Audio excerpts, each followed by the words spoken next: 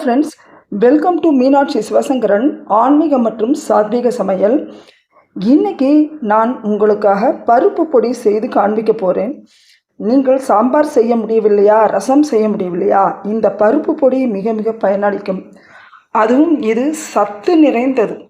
இது கொள்ளு பருப்பு சேர்றதுனால மிக மிக உடலுக்கு ஆரோக்கியத்தை கொடுக்கக்கூடிய ஒரு உணவு.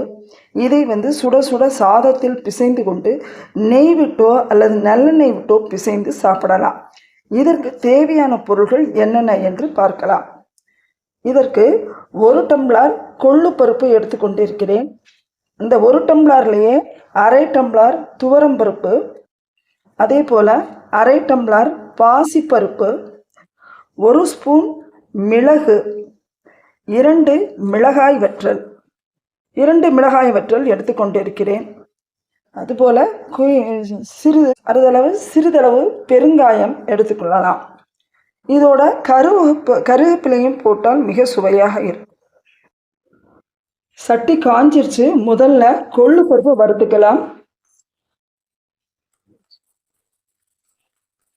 இப்போது கொள்ளு பருப்பு நல்லா சிவந்துருச்சு. இதை நம்ம எடுத்துடலாம். இப்போது துவரம் பருப்பை நல்லா வறுத்துக்கலாம். இப்போ துவரம் பருப்பு நல்லா சிவந்துருச்சு. இதை நம்ம எடுத்துக்கலாம். அடுத்து இப்போ பாசி பருப்பை போட்டு வதக்கலாம்.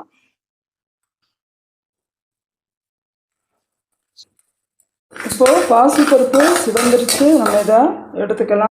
மிளகாய், கருவேப்பிலை, மிளகு இதையும் வறுத்து எடுத்துக்கலாம்.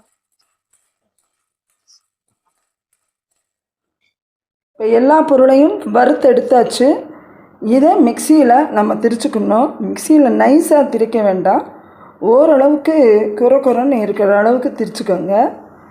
இது ஆற வச்சுட்டு தான் திரிக்கணும். இப்போ சூடாக இருக்குது, எல்லாமே சூடாக இருக்குது.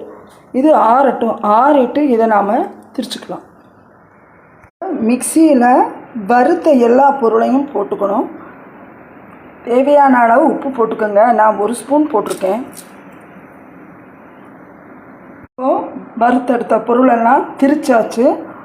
பாருங்கள், இந்த பக்குவத்தில் நாம் அரைச்சிக்கணும். ரொம்பவும் நைஸாக வேண்டாம். ஓரளவுக்கு கிட்டக்க பார்த்தீங்கன்னா தெரியும். இந்த மாதிரி பக்குவத்தில் நீங்கள் அரைச்சிக்கோங்க. சூப்பரான பருப்பு பொடி தயார் பண்ணிட்டோம். இதை நீங்கள் மிக்சியில் அரைச்சதுனால ஆற வச்சு எடுத்து ஒரு பாக்ஸில் எடுத்து வச்சுக்கோங்க. இது சாதத்தில் பிசைந்து நல்லெண்ணெய் ஊற்றியோ அல்லது நெய் ஊற்றியோ சாப்பிடுங்க. ரொம்ப ரொம்ப டேஸ்ட்டாக இருக்கும். உடலுக்கும் ஆரோக்கியமானது. இதை நீங்கள் செய்து பார்த்துட்டு உங்களுடைய கமெண்ட்ஸ், லைக், சப்ஸ்கிரிப்ஷன் தெரிவிங்க ஃப்ரெண்ட்ஸ். Thank you so much.